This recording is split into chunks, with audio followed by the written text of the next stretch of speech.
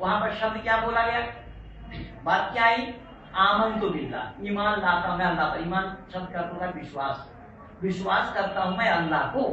تو کیا غیر مسلم اللہ کو وشواس نہیں کرتے؟ پرماتما پر وشواس نہیں کرتے؟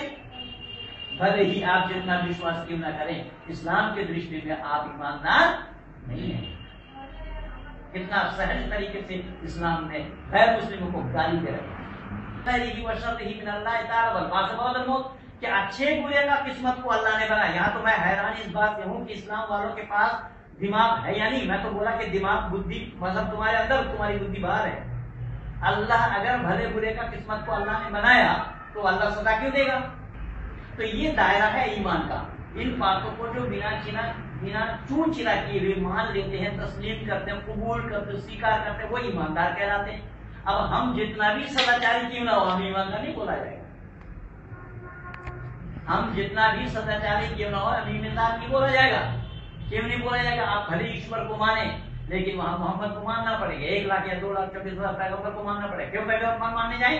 اللہ کے ساتھ ساتھ ہمیں پیغمبر، یعنی ہم اللہ کو تو مانتے نہیں، جب پرماتما کو مانتے ہیں. اگر پیغمبر کو اگر کھن بھر کے لیے ہم اللہ مان لیں گے، جبکہ نہیں ہے دونوں. میں تو اپنی کتاب میں بھی لکھا ہوں اللہ اور ایشور کا آسمان زمین تو فرق ہے.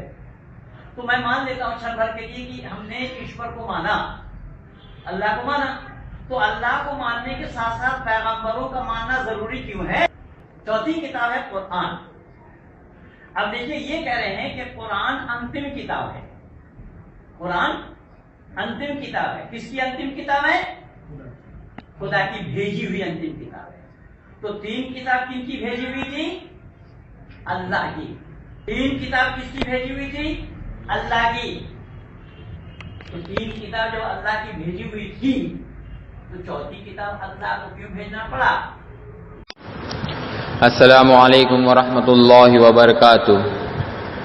اعوذ باللہ من الشیطان الرجیم. بسم اللہ الرحمن الرحیم. قل جاء الحق وزهق الباطل ان الباطل کان زہوقا. صدق اللہ العظیم. مرتد پنڈت مہندر پال نے ایمان مفصل پہ اعتراض کیا. والقدر خیرہ وشرہ من اللہ تعالی. یہاں پر خیر اور شر سے مراد نیکی اور گناہ نہیں ہے. خیر اور شر سے مراد انسان کی زندگی میں جو خوشحالیاں پیش آتی ہے اور جو تکلیفیں پیش آتی ہے وہ مراد ہے.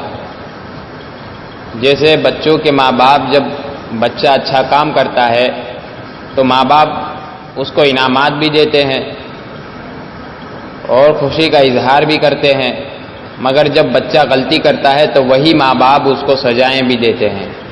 کسی اسکول کا ودیارتھی کوئی اچھا کام کرتا ہے تو وہاں پر اس کو انعامات ملتے ہیں، مگر جب کوئی ودیارتھی غلط کام کرتا ہے تو وہی ٹیچرز لوگ اس کو سزائیں بھی دیتے ہیں. تو یہی بات اللہ تبارک و تعالی یہاں پر سمجھا رہے ہیں کہ اچھی اور بری تقدیر، یعنی تمہاری زندگی میں جو خوشحالیاں پیش آتی ہے اور تکلیف پیش آتی ہے وہ محض ہماری ہی طرف سے ہے. تکلیف اللہ تبارک و تعالی 2 وجہ سے دیتا ہے. ایک تو اس کے کرم کی بنیاد پر، اس کے کرم کی بنا پر، اور دوسرا مستقبل میں بڑی تکلیف سے بچانے کے لیے چھوٹی موٹی تکلیف اس دنیا میں دیتا ہے. جیسے کوئی بچہ کھیل کود میں لگا رہتا ہے، ماں باپ اس کو سزا دیتے ہیں اگر وہ پڑھنے میں دھیان نہیں دیتا، جبکہ کھیل کود کوئی پاپ کا کام نہیں کیا اس نے، مگر پھر بھی مستقبل میں بڑی تکلیف سے بچانے کے لیے ماں باپ اس کو کھیل کود کی وجہ سے سزائیں دیتے ہیں. تو اس لیے اللہ تبارک و تعالی یہی بات یہاں پر سمجھا رہے ہیں کہ مستقبل میں بڑی تکلیف سے بچانے کے لیے دنیا میں چھوٹی موٹی تکلیف اللہ تبارک و تعالی اپنے بندوں کو دیتا ہے. آگے پنڈت جی کہہ رہے ہیں کہ یہاں پر بات آئی ہے آمنت باللہ. اب خود کو مسلمان ثابت کرنا چاہ رہے ہیں، جبکہ یہاں بات مہندر پال نے پوری کیا ہے، ایمان مفصل کی بات پوری نہیں ہوئی. آمنت باللہ اللہ پر ایمان لانا، و ملائکتہ فرشتوں پر ایمان لانا، و کتبہ کتابوں پر ایمان لانا، و رسولہ رسولوں پر ایمان لانا، والیوم الآخر آخرت کے دن ایمان لانا، والقدر خیرہ وشرہ من اللہ تعالی، اور اچھی بری تقدیر اللہ کی طرف سے ہوتی ہے، یعنی زندگی میں خوشحالی اور تکلیف اللہ کی طرف سے ہوتی ہے، والبعث بعد الموت، اور موت کے بعد دوبارہ زندہ کیا جانا۔ اتنی باتیں اللہ تبارک و تعالیٰ نے بتائی۔ یہاں پر پنرجنم نہیں ہے بعد الموت سے، میں نے پہلے جواب دے چکا ہوں کہ اللہ تبارک و تعالیٰ آخرت کے دن اپنے بندوں کو زندہ کرے گا جو حساب و کتاب کا ہوگا۔ ہمارے ہندو بھائیوں کا عقیدہ ہے کہ اس دھرتی کے اوپر زندہ کیا جائے گا، ہمارا عقیدہ یہ نہیں ہے۔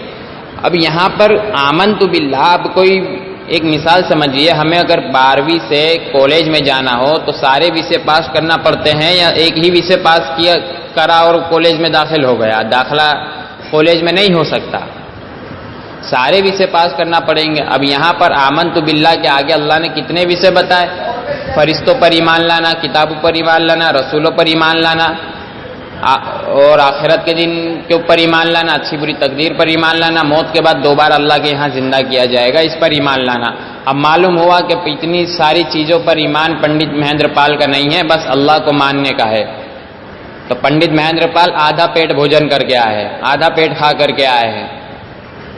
پنڈت جی کہتے ہیں کہ اسلام نے بے ایمان کہا ہے، جبکہ قرآن کے اندر ویدوں جیسا نہیں ہے کہ اپنوں کو چھوڑ کر دوسروں کو راکشس، ملیچ، دسور ایسے خطاب دیے ہو۔ قرآن کے اندر کہیں بھی ایسا نہیں ہے کہ غیر مسلموں کو بے ایمان کہا ہو، مگر مہیندر پال بار بار یہ تہمت لگاتے ہیں، تو میں آج بتاتا ہوں مہیندر پال بے ایمان ہی ہے۔ قرآن کے اندر تو آیا نہیں، مگر مہیندر پال نے خود اقرار کیا کہ ہم اللہ کے اوپر ایمان لائے۔ اب اگر 12ویں کلاس میں کوئی ایک ہی وشے میں پاس ہوا اور دنیا کے سامنے کہہ رہا ہو کہ مجھے پاس مانا نہیں جا رہا ہے جبکہ میں پاس ہوا ہوں، تو وہ سچ کہہ رہا ہے، وہ ایماندار ہے؟ جھوٹا ہے، مکاری کر رہا ہے، مکر اور فریب سے کام لے رہا ہے۔ تو یہاں پر جیسے ایمان کہا جاتا ہے، کسی کو بتا دیا جائے کہ یہ تمہارے گرو ہیں تو گرو کی بات کو ماننا اس پر لازم ہو جاتا ہے۔ جب کسی کو بتا دیا جائے کہ یہ تمہاری پتنی ہے تو پتی کی بات ماننا اس پر لازم ہو جاتا ہے۔ تو مہیندر پال جب تم نے اللہ کو مان لیا، اس پر ایمان لیا ہے، تو اللہ نے جو آگے بات بتائی ہے اس کے اوپر آپ ایمان کیوں نہیں لا رہے ہو؟ تو یہ پنڈت جی بے ایمان ہی ہوئے، دھوکہ دے رہے ہیں لوگوں کو۔ تو یہ تو قرآن کے اندر نہیں ہے، ایک بات دھیان رکھیے، قرآن کے اندر بے ایمان نہیں بتایا گیا ہے، یہ تو مہیندر پال بار بار کہتے ہیں، اس لیے میں نے یہ بات کہا ہوں۔ آگے پنڈت جی کہہ رہے ہیں کہ جب قرآن آیا تو زبور، توریت، انجیل کیوں نازل کی گئی؟ میں نے اس کا جواب تقریباً 3 کلپ کے اندر دے چکا ہوں، اس لیے اب میں اس کے اوپر زیادہ تفصیلی جواب نہیں دینا چاہتا۔ بس اتنا مہیندر پال سے پوچھنا چاہتا ہوں کہ جب پرماتما نے ریگ وید دے دیا تو اس کے بعد سام وید، یجور وید اور اتھر وید کیوں دینا پڑا؟ کیا پرماتما ریگ وید جب دے رہے تھے تو وہ بھول گئے تھے کہ مجھے اور گیان بھی دینا ہے، اس لیے 3 کتابیں نازل کی گئی، واپس سے اتاری گئی، یا کوئی کمی رہ گئی تھی؟ تو یہی سوال میرا مہیندر پال سے ہے، جب ریگ وید اس دھرتی پر آیا تو باقی کی کتابیں کیوں آئی؟ وآخر دعوانا ان الحمد للہ رب العالمین۔